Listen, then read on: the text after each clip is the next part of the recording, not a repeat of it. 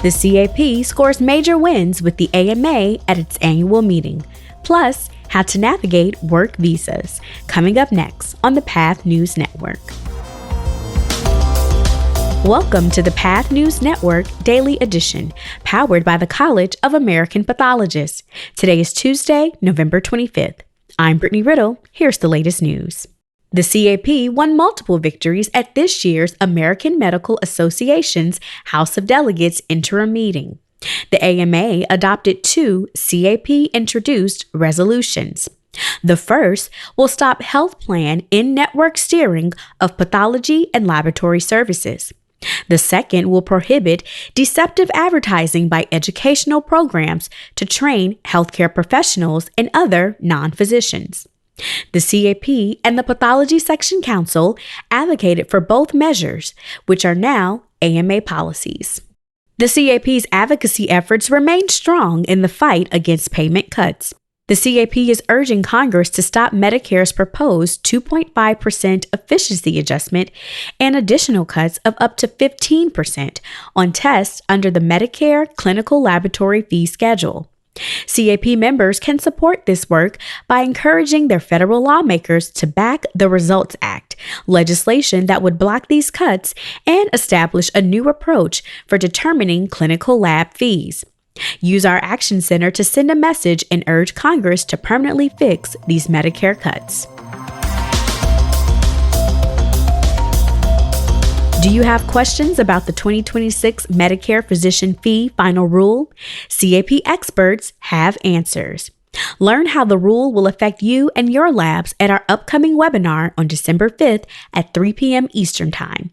You can register using the link in the show notes. Finally, navigating visas can often be a challenge for medical residents and fellows. Joining me today to discuss what students should know is Dr. Neha Varshney, gastrointestinal pathologist at Northwestern Medicine in Chicago. Dr. Varshney, thank you so much for joining me today. So can you elaborate on the different visa options that are available to medical students and fellows? Yeah, so there are a lot of them. So it depends. They're different. Let me start from the beginning. There are different types of visas, H1 and J1.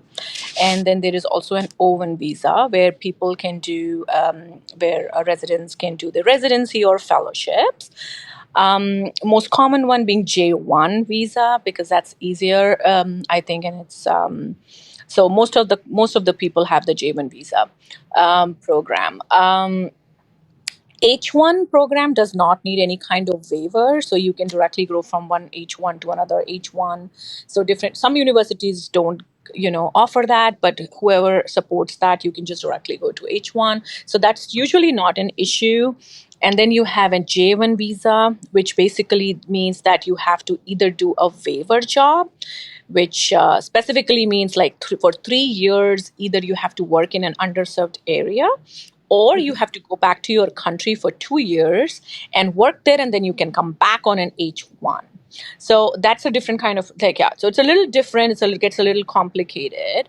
And then, so in order to do the waivers, you have different kind of waiver programs. So the most common and most rampant one is Conrad 30, which is given from, every state does that. It has 30 positions. It's different for every state. So you have to see what are the criteria. Like some places are lottery system. Some places only give first to primary care and then give it to subspecialist. Pathologists are considered under the subspecialty category, the pathology, the pathology.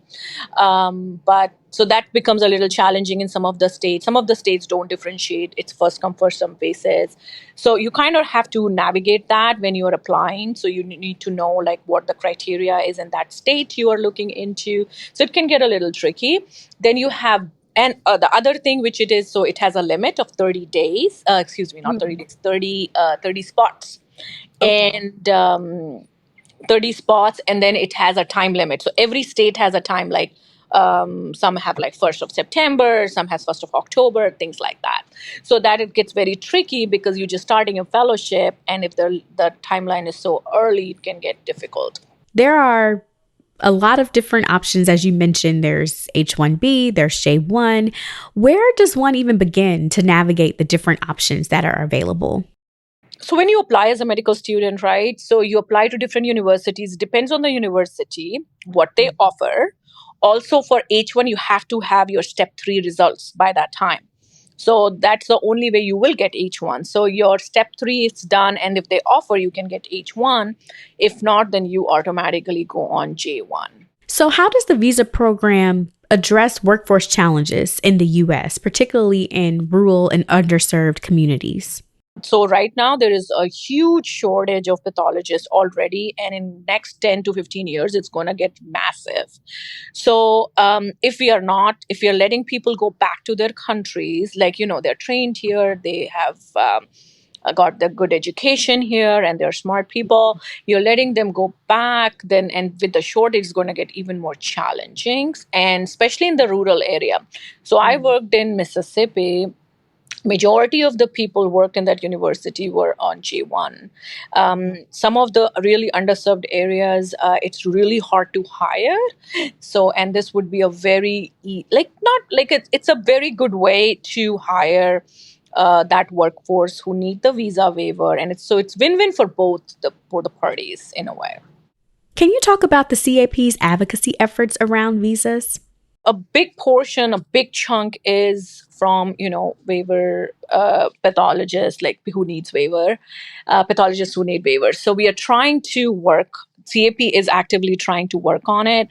There are a lot of, the incoming president itself, he was on J1, Dr. Jai. So we are all trying to work on that so that we can help them. I don't know how much legally we can do, but at least we are trying to make sure that we give them enough, information and awareness so that they can figure that out and help them navigate it. So we are working on different panels. We have done several webinars on it. I wrote a blog a couple years ago, I think, on that as well. So we are trying to do as much as possible, and we are trying to help the residents. So we work with RFAC. So I'm a new in practice committee. So new in practice, we also have fellows in our thing. So it's something which is very kind of a crossover between RFAC and new in practice committee. So we are trying to work with RFAC as well, and doing all these things and helping them out basically. So CAP is very active and very, very supportive. Awesome, and we'll be sure to include all of the resources in today's show notes. That's all for today on the Path News Network Daily Edition. Thank you again to my guest, Dr. Varshney, for joining me. Find more about all of today's stories in the show notes and our member newsletters. We're back tomorrow at 5 a.m. Eastern Time. Have a great day.